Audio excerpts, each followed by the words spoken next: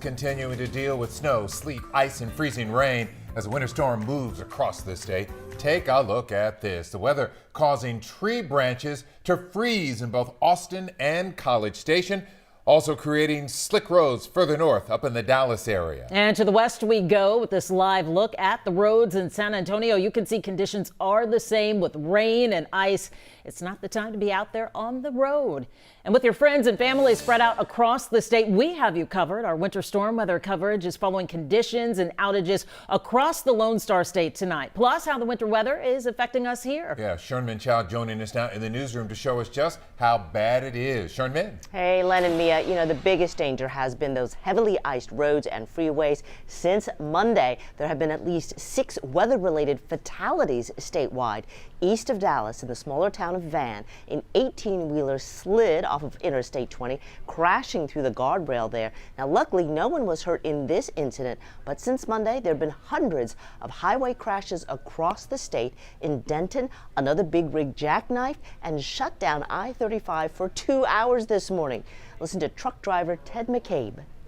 But the vast majority of people have lost their common sense. I'm just trying to maintain distance, stay away from everyone, and let them entertain me. I watch them slide into the Jersey walls and each other. Things were also a mess in the state capitol. Check out these literally frozen flags attempting to flap in the wind in Austin. Frozen tree branches and power lines contributing to power outages.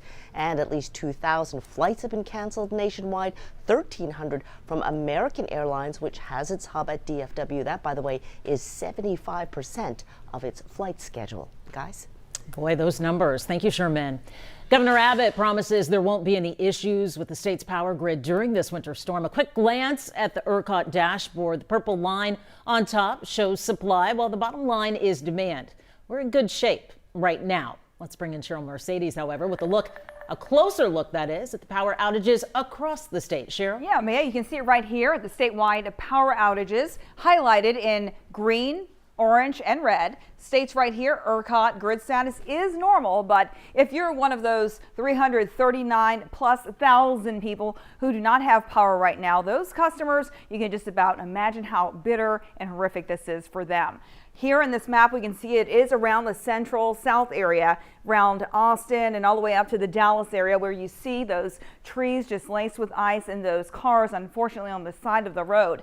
This is an improvement, though, from just an hour ago. We were right here during the 4 o'clock hour. We're over 354,000 customers without power in Texas. So a slight improvement, but it will all depend on what those conditions look like for the rest of the evening and especially overnight. Mia? Let's hope those numbers hold, if not decrease. Cheryl.